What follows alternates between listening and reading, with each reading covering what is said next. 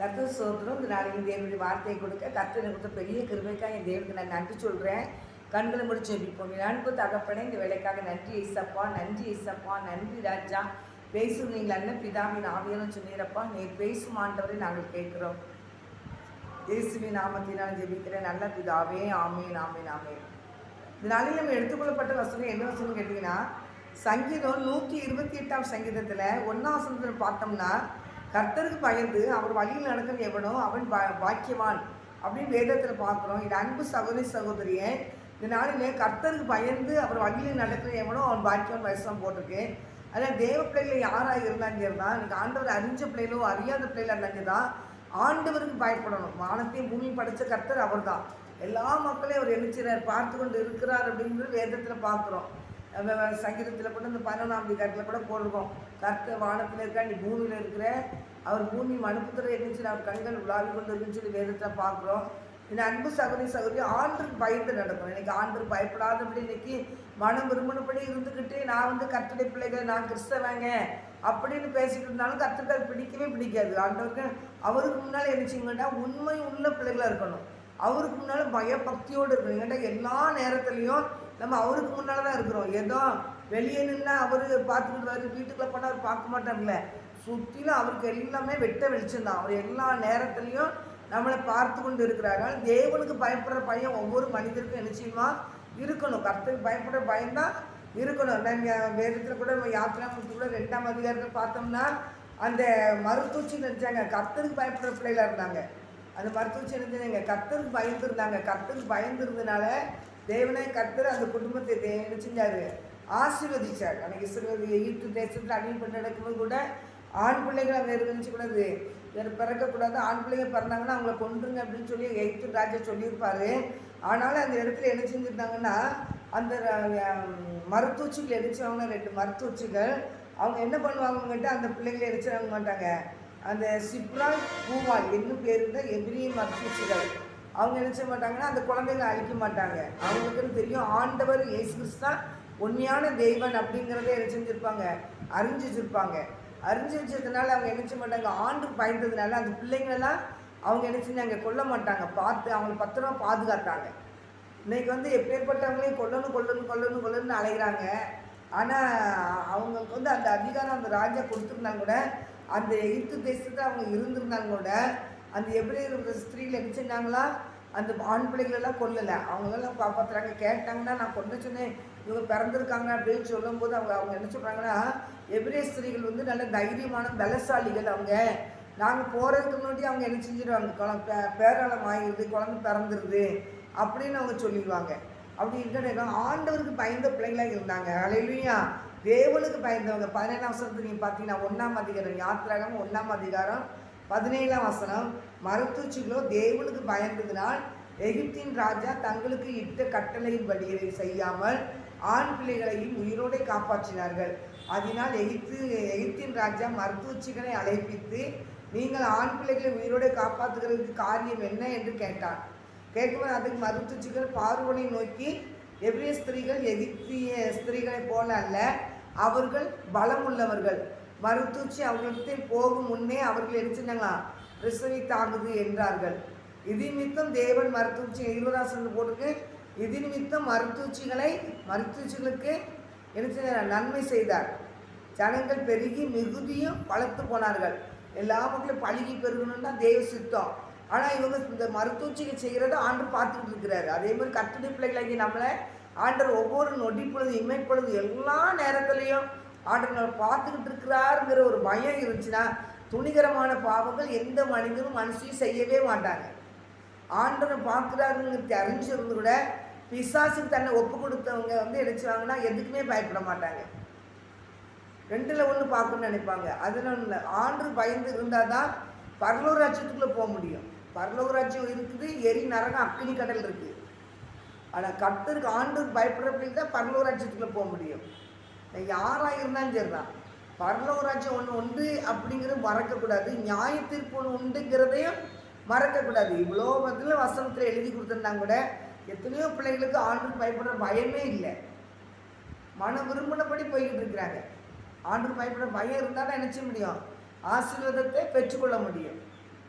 அதான் ஆசீர்வாதம். நிறைய கிறிஸ்தவங்களுக்கு இன்னைக்கு எனக்கு ஆசீர்வாதமே இல்லை, எனக்கு ஆசீர்வாதமே இல்லை, இனி ஆண்டவர் ஆசீர்வதிக்கவே இல்லை அப்படின்ட்டு ஞாயிற்றுக்கிழமை சர்ச்சைக்கு போயிடுவேன், அதனால ஆசீர்வாதம் இல்லை அப்படின்னா, ஞாயிற்றுக்கிழமை சர்ச்சைக்கு போகிறது உங்கள் குடும்ப நலனுக்காக தான் நீங்கள் போகிறீங்க. தேவனுடைய வார்த்தைகளை கேட்டு அதன்படி நடக்கணும் அப்படிங்கிறது ஆண்டவருடைய கட்டளை. ஆனால் தேவனுடைய வார்த்தைகளை கேட்டு கூட நீங்கள் காது கேட்காத போது செவிட்டு கிரியின் போல் காதுகளை அடைச்சிட்டு ஏதோ ஞாயிற்றுக்கிழமை பாரம்பரியமாக சர்ச்சைக்கு போயிட்டு வந்தேன்னு சொல்கிறதுல ஒரு பிரயோஜனமே இல்லை. வேதத்தை எடுக்காமல், வேதத்தை வாசிக்காமல், ஆண்டுக்கு பயப்படாமல், மனம் விரும்பினபடி பேசிக்கிட்டு மனம் விரும்பினபடி செயல்பட்டுக்கிட்டு இருந்தால் அது தேவனுடைய பிள்ளைகளாக வந்து சொல்ல முடியாது.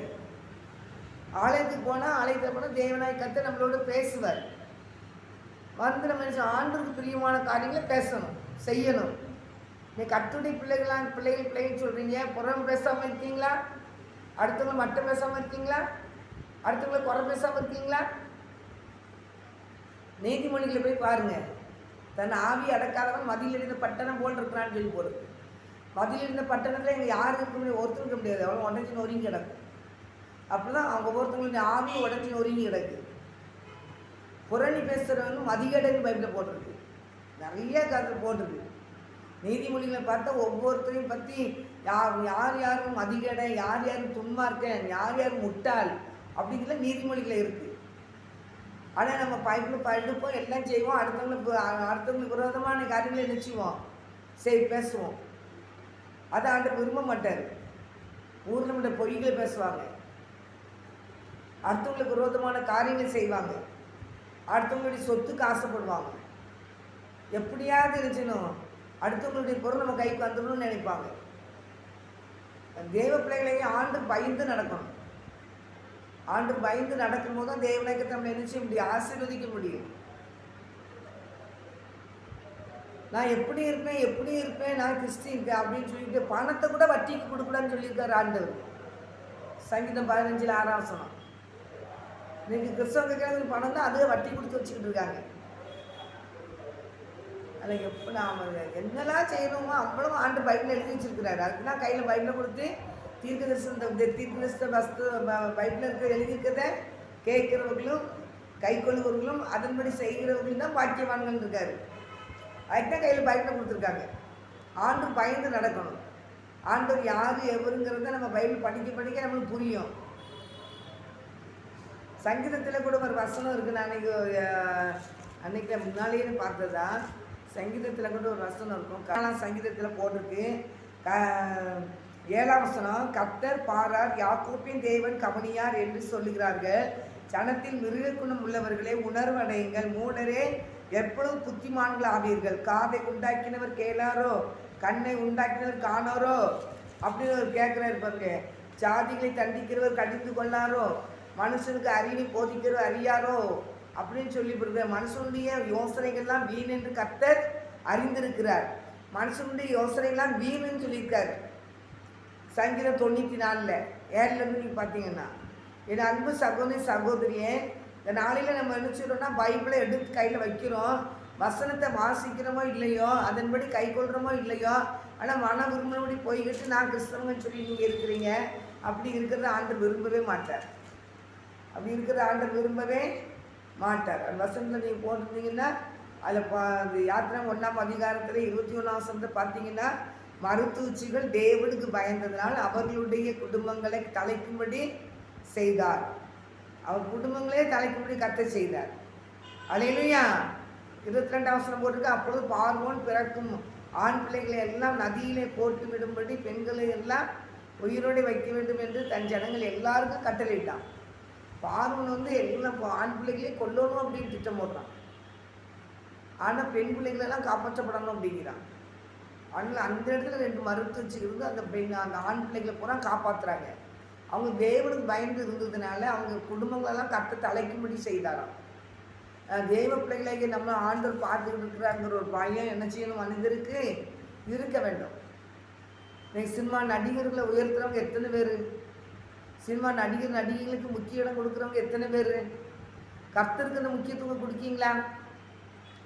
ஆண்டவருக்கு முக்கியத்துவம் கொடுக்கீங்களா? உங்கள் குடும்பம் தலைக்க வேண்டுமானால், உங்கள் குடும்பம் ஆசீர்வதிக்கப்பட வேண்டுமானால், உங்கள் குடும்பம் சமாதானமாக இருக்க வேண்டுமானால், உங்கள் குடும்பங்கள் பரலோக ராஜ்யத்துக்குள்ள வர வேண்டுமானால் நீங்கள் என்ன செய்யணும்? ஆண்டுக்கு பயந்து இருக்கணும். ஏசப்பாவுக்கு பயந்து இருந்தால் தான் என்ன செய்ய முடியும்? இந்த ஆசீர்வாதத்தெல்லாம் பெற்றுக்கொள்ள முடியும். இல்லாட்டி குடும்பத்தில் குழப்படிகள், வேதனைகள், கண்ணீர்கள், தருத்திரியங்கள், வறுமைகள் இதுதான் குடும்பத்தை சூழ்ந்திருக்கும். அந்த வறுமைகள், தருத்திரியங்கள், கண்ணீரின் பாதைகளாக மறையணும்னா ஏசப்பாவுக்கு பயந்து நடங்க. ஏசப்பாவுக்கு பயந்து நடங்க. சிலவங்க இருக்காங்க, தான் வீட்டுக்காரியத்தையும் கவனிக்க மாட்டாங்க. அடுத்த வீட்டில் என்ன நடக்குதுன்னு கவனிச்சிக்கிட்டு இருப்பாங்க.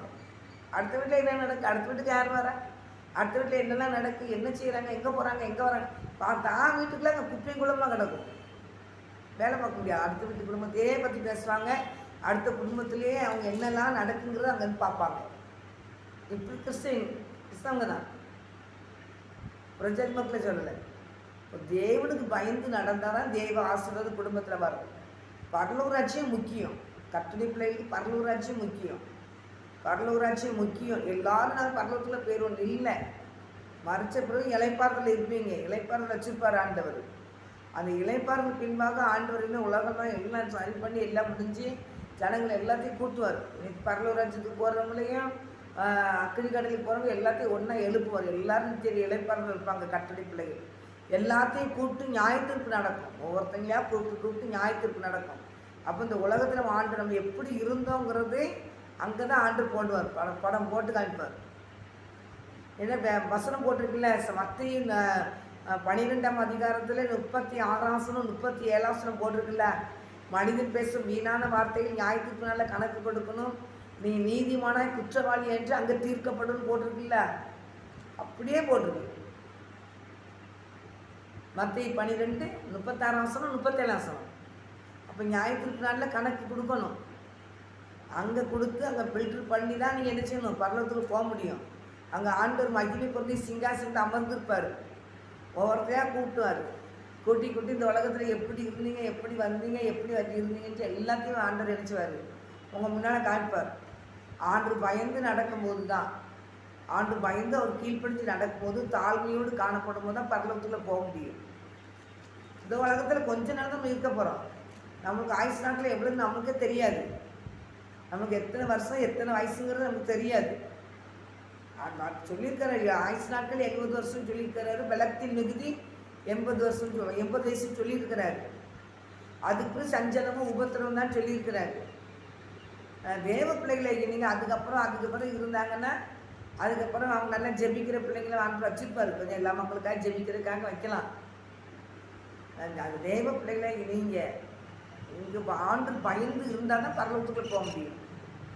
பயப்படாமல் பயந்து இருந்தால் தான் இந்த உலகத்தில் ஆசீர்வாதத்தையும் பெற்றுக்கொள்ள முடியாது. வசனம் கூட போட்டிருக்கு. அந்த வசனம் கர்த்தர் பயந்து ஒரு வழியில் நடக்கணும் எவ்வளோ அவன் பாக்கியவான் போட்டு ஒரு கைகளின் பிரேசத்தை நீ சாப்பிடுவேன். கர்த்தர் பயந்து இருந்து நடந்தால் கையின் பிரேசத்தை அவங்க சாப்பிடுவாங்க. உனக்கு பாக்கிய நன்மையும் உண்டாயிருக்கும் அப்படிங்கிறாரு. அப்போ மனைவி பற்றி போட்டிருப்பாங்க, பிள்ளைகளை பற்றி போட்டிருக்க, எல்லாம் ஆசீர்வதிக்கப்பட்டவங்கன்னு போட்டிருக்கோம். மனைவி வீட்டோருக்கு கனிதரும் திராட்சை கொடி போல இருப்பாள். உன் பிள்ளைகள் உன் பந்தியை சுற்றிலும் ஒளிமர கன்றுகளை போல இருப்பார்கள். இந்த கர்த்தருக்கு பயப்படுற மனுஷன் விதமாய் ஆசீர்வதிக்கப்படுவான். கர்த்தருடைய சீயோனிலிருந்து உன்னை ஆசீர்வதிப்பார். நீ உன் பிள்ளைகளின் பிள்ளைகளையும் இஸ்ரேலுக்கு உண்டாக சமாதானத்தையும் காண்பாய். அல்லேலூயா. ஆண்டு பயந்து நடக்கிற எல்லா குடும்பத்திலும் இப்படி பெரிய ஆசீர்வாதத்தை வைத்திருக்கிறார். ஆனால் இந்த உலகத்தில் நீ எப்படி இருந்துட்டு நான் கிறிஸ்தவங்கன்னு சொல்லி பேர் வச்சுட்டு செய்யாத அட்டுவழித்தெல்லாம் செஞ்சுக்கிட்டு இருந்தா, ஆனால் நியாயத்துக்கு பண்ணையில் நிற்கும் போது தேவ ராஜ்யத்துக்குள்ளே போக முடியாது. பரலூர் ராஜ்யத்துக்கு எல்லோரும் போக முடியாது. அதுக்கு தான் இந்த உலகத்தில் நீ பரலூர் ராஜ்யத்துக்கு வர வேண்டிய பிள்ளையாக இருந்தால் இந்த பைபிளில் போட்டுருக்கிறத கேட்கணும், வாசிக்கணும், அதை கேட்கணும், கை கொள்ளணும். பைபிளில் என்ன போட்டுருக்கோ ஒவ்வொரு நாளும் நம்மளால் முடிஞ்ச அளவில் எத்தனை அதிகாரம் படிக்கணும் படிங்க. இல்லை ஒரு அதிகாரம் படிக்க முடியல, ஒரு அதிகாரத்தில் என்ன போட்டிருக்குன்னு பார்த்து படிங்க. பைபிள் படிக்கிறது தான் பெரிய ஆசீர்வாதம். நம்ம பரலோக ராஜ்யத்துக்கு கூட்டிகிட்டு போகிற பாதையே இதுதான், வழியே இதுதான். நானே வழி, நானே சத்தியம், நானே ஜீவன் அந்த சொல்லியிருக்கிறாரு. அவர் தான் வழி, அவர் தான் சத்தியம், அவர் தான் ஜீவன். அவரை இல்லாமல் யாருமே தேவராஜ்யத்துக்கு போக முடியாது. நமக்குன்னு ஒரு வீட்டை ஆண்டவர் ஆயத்தப்படுத்த போயிருக்கிறாரு. அங்கே வீடை கட்டிக்கிட்டு இருக்கிறாரு. ஆனால் தேவ பிள்ளைகளை நம்ம வழிகாட்டியே பைபிள் தான். இந்த பைபிளை நீங்கள் படிச்சுக்கிட்டே நீங்கள் வந்தீங்கன்னா இதில் என்னென்ன பொருட்கள் பைபிள் படிக்க ஆண்டு நம்மளை பரிசுத்தப்படுத்துவார். இந்த பைபிள் படிக்க நம்மளுக்கு பலன் தருவார். பைபிள் படிக்க சந்தோஷத்தை தருவார். பைபிள் படிக்க சமாதானத்தை தருவார். பைபிள் படிக்கிற பிள்ளைகளை ஆசீர்வதிப்பார். இரவு பகவன் வேதத்தில் பிரியமாக இருந்த வேதத்தை தியானிக்கிற மனுஷன் பாக்கியவான். நான் கையின் அவன் என்ன சொன்ன, நீர்க்கால்கள் ஓரமாக நடப்பட்ட மரத்தை போக இருப்பான், எப்பவும் கணித்தந்து செழிப்பாக இருப்பானா, அவன் செய்கிறதெல்லாம் வாய்க்கும் அப்படின்னு போட்டிருக்கிறாரு. அவன் வசனத்துக்கு முக்கியத்துவம் கொடுக்காம வசனத்தை இப்படி பைபிளை ஒரு ஓரமாக வச்சுட்டு உங்கள் கதையை நீங்கள் பார்த்துக்கிட்டீங்கன்னா நீங்கள் பார்க்குற அந்த கதை கொஞ்ச நாளைக்கு ஓடிக்கிட்டு இருக்கும்.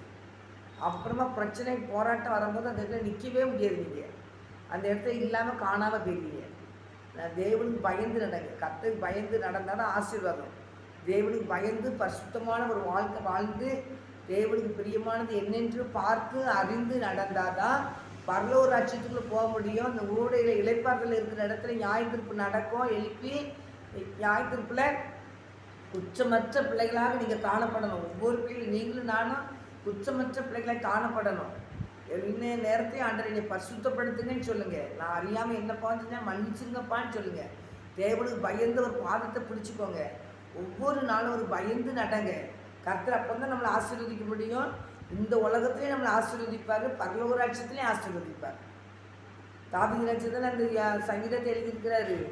அவர் என்ன சொல்லி அவர் என்ன சொன்னார், தாவீது ராஜா என்ன சொல்கிறாரு, இந்த குடும்பமே ஆசீர்வதிக்கப்பட்டுச்சேன். குடும்பம் இந்த ஆரோகண சங்கீதம்னு சொல்லி போட்டிருக்கு. ஆனால் தேவ பிள்ளைகளாக நம்மளுக்கு ஆண்டவர் இந்த வசனத்தை வாசித்து வசனத்துப்படி நீங்கள் இருந்தீங்கன்னா கண்டிப்பாக எல்லா ஆசீர்வாதமும் குடும்பத்தை தங்கியிருக்கும். ஊடையில் வரும் பிரச்சனைகள் வரும், பிரச்சனை வராது இல்லை. நம்மளை இந்த வசனத்துக்கு கீழ்ப்படி விடாதபடி நிறைய சாசம் நிறைய பிரச்சனை உண்டு பண்ணுவான். ஆனால் அதுக்கு நீங்கள் என்ன செய்யக்கூடாது, இடம் கொடுக்கக்கூடாது. பாடு போய்கிட்டே இருங்க. உங்களை கொலைப்படி பண்ணுவான், உங்களை பாடு கலனி பண்ணையில் கலக்கின மாதிரி கலக்கிட்டு தான் இருப்பான். ஆனாலும் நீங்கள் உங்கள் ஆண்டவர் மாத்திரம் நீங்கள் பாருங்கள். கல்வாரி மலையே பாருங்கள். அவர் நமக்காக அடிப்படை சிலுவை நோக்கி பாருங்கள். அவருடைய ரத்தம் வடிஞ்ச முகத்தை பாருங்கள். போய்கிட்டே இருங்க. இப்போ இந்த பக்கம் பார்க்காதீங்க, இந்த பக்கம் பார்க்காதீங்க. பிசாசு எந்த ரூபத்தில் எந்த பக்கம் நிற்கானே தெரியாது, எந்த ரூபத்தில் வாரானே தெரியாது. சாத்தா நின்று ஏசப்ப பாதையில் போகிற பிள்ளைகளை பல பிரச்சனைகள் உண்டு பண்ணி அவங்கள ஆண்டவர் பாதையில் திசை திருப்புறதுக்கு 100க்கு 100 முயற்சி எடுப்பான். அந்த எந்த முயற்சியிலையும் நீங்கள் என்ன செய்யாதீங்க, பார்க்கவே செய்யாதீங்க. அவன் பயங்கரமாக ஒன்றுமே தெரியாத மாதிரி ஆக்ட் பண்ணுவான், நடிப்பான்.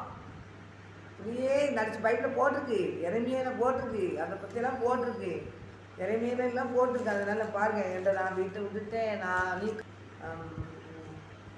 இறைமையா 12ஆம் அதிகாரத்தில் 7ஆம் வசனத்தை நீங்கள் பார்த்தீங்கன்னா, நான் என் வீட்டை விட்டு விட்டேன், என் சுதந்திரத்தை நெகிழி விட்டேன், என் ஆத்துமா நேசித்தவனை அவனுடைய சத்ருவின் கையிலே ஒப்பு கொடுத்துட்டேன், என் சுதந்திரம் காட்டில் ஒரு சிங்கத்தை போல் ஆயிற்று, அது எனக்கு விரோதமாக கெச்சிக்கிறதுலாம் சொல்லுவான். ஒன்றுமே தெரியாத மாதிரி நினச்சிவான், நடிப்பான், யாருமே கிடையாதுங்கிற மாதிரி நடிப்பான். பிசாசு பல விதத்தில் நினச்சிவான், போராடுவான். எந்த போராட்டத்துக்கும் நீங்கள் என்ன செய்யுங்க, ஒப்பு கொடுக்காதீங்க. அது இருக்கும். கபடத்தின் நடுவிலே நீ குடியிருக்கிறாயின்னு சொல்லி ஒரு வசனம் வரும். நீ கபடத்தின் அந்த இன்னும் இருக்குன்னா அது கட் பண்ணணும். எரேமியா 9ஆம் அதிகாரத்தில் 6ஆம் வசனம், கபடத்தின் நடுவிலே குடியிருக்கிறாய், கபடத்தின் நிமித்தம் அவர்கள் என்னை அறிய மாட்டோம் என்கிறார்கள் என்று கர்த்தர் சொல்கிறார். ஆகையால் இதோ நான் அவர்களை முறுக்கி அவர்களை புடமிடுவேன் என்று சேனையில் கர்த்தர் சொல்கிறார். என் ஜனமாகிய குமாரத்தியை வேறு எந்த பிரகாரமாக நடத்துவேன். அவர்கள் நாவு கூர்மையாக்கப்பட்ட அம்பு, அது கப்படம் பேசுகிறது. அவன் தன் அயலானோட தன் வாயினாலே சமாதானமாய் பேசுகிறான், ஆனாலும் தன் உள்ளத்திலே அவனுக்கு பதிவிட வைக்கிறான். தன் உள்ளத்தில் நினைச்சானா பதிவிட வைக்கிறானா. அப்படி பயங்கரமான தந்திரமான காரியங்களை செய்துக்கிட்டு இருப்பான். ஆனால் தேவனுடைய பிள்ளைகளாகி நீங்கள் ரொம்ப ஜாக்கிரதையாக இருக்கணும். பிசாசு எந்த ரூபத்தில் என்ன பேசுகிறானே தெரியாமல் பேசுவான். நீங்கள் அதை பார்த்து நீங்கள் என்ன செஞ்சிடாதீங்க, ஏமாந்துடாதீங்க. அதனால் தேவனுடைய ஆசீர்வாதத்தை விட்டு நீங்கள் தூரமாக போயிடுவீங்க, சாபத்துக்குள்ளே போயிடுவீங்க. அப்புறம் ஆயுசு நாட்கள்லாம் கூட்ட மாட்டார். பிசாசுக்கு இடம் கொடுக்காதீங்கன்னு சொல்லி பிசாசுக்கு இடம் கொடுத்தா அந்த பாதி வயசுலேயே ஆண்டவர் எரிச்சிடுவார், நவட்டிடுவார். தேவ பிள்ளைகளுக்கு நீங்கள் என்ன செய்யுங்க, பயப்படுங்க. ஆண்டுக்கு பயப்படுற பயம் கர்த்தருடைய பிள்ளைகளுக்கு என்ன செய்யணும், இருக்கணும். ஆண்டுக்கு பயப்படுற பயம் இருந்தால் தான் தேவனை என்ன செய்வார், அவர் பிள்ளையாக நடத்த முடியுமே தவிர இந்த உலகத்துக்கு நீங்கள் என்ன செய்யுங்க ஒத்துவேஷம் போட்டிங்கன்னா ஒன்றுமே ஆகாது. உலகத்துக்கு பணத்துக்கு எதுக்குமே முக்கியத்துவம் கொடுக்காதீங்க. பணம் ஏசப்பா தேடும்போது கண்டிப்பாக நம்மளை ஆசீர்வதிப்பார். ஆசீர்வதிக்க மாட்டேன்னு சொல்ல மாட்டார், நம்மளை ஆசீர்வதிப்பார். ஆனால் ஆண்டுக்கு பயந்து நடக்க. அப்போ கர்த்தருக்கு பயப்படும் போது தேவனாய் கர்த்தர் நம்மளை என்ன செய்கிறார்? ஆசீர்வதிக்கிற தேவனாக இருக்கிறார். ஆண்டவருக்கு பயந்து நடந்தங்க கர்த்தர் உங்களை ஆசீர்வதிப்பார். தேவனுக்கு பயப்படாமல் மனம் விரும்பினபடி நடக்காதீங்க, அது ஆண்டு பிடிக்கவே பிடிக்காது. தேவ பிள்ளைகளாகி நீங்கள் ஆண்டு பயந்து ஒவ்வொரு நாளும் வேத வசனத்தை வாசித்து அது கீழ்ப்படிஞ்சு நடங்க. வசனங்கள் தான் பொக்கிஷம், வைக்கிஷம். இதை நீங்கள் திறந்து பாஸ்தாலே போதும். ஒரு நாளைக்கு ஒரு அதிகாரம் படித்தாலே போதும். இந்த 2 அதிகாரம் உங்களால் முடிஞ்சாலும் எத்தனை அதிகாரம் தான் படிக்கலாம். ஆனால் பைபிளுக்கு நீங்கள் திறந்து முக்கியத்துவம் கொடுத்தீங்கன்னா கண்டிப்பாக அதிகமாக கர்த்தர் உங்களை நினைச்சு ஆசீர்வதிக்கிற தேவனாக இருக்கிறார். கண்களை மூடி நம்ம செபிப்போம். பரிசுத்த பிதாவே, இந்த வேலைக்காக நன்றி செலுத்துறேன். சப்பா இந்த வேலையிலையும் தேவனே உங்களுடைய கருத்தில் வைக்கிறேன்யா. ஆண்டவரே உங்களுடைய வார்த்தையை கொடுக்க தேவப்படுத்த பெரிய கிருபைக்காக நன்றி செலுத்துறேன். சப்பா உங்களுடைய பலத்தை கருத்தில் ஒப்பு கொடுக்குறேன். கர்த்தர் பொறுப்படுத்தி நடக்குங்க, ஆசீர்வதிங்க. இயேசுவே நாமத்தினால ஜெபிக்கிறேன் ஜீவன் நல்ல பிதாவே. ஆமென். ஆத்துமாவே கர்த்தரை சோதரி, முழுவலுமே பரிசுநாமத்தை சோதரி. ஆத்துமாவே கர்த்தரை சோதரி. கர்த்தர் செய்த சகல உபகாரங்களையும் மறவாதே. ஆமென், ஆமென், ஆமென். கர்த்தர் ஆசீர்வதிப்பாராக. ஆமென்.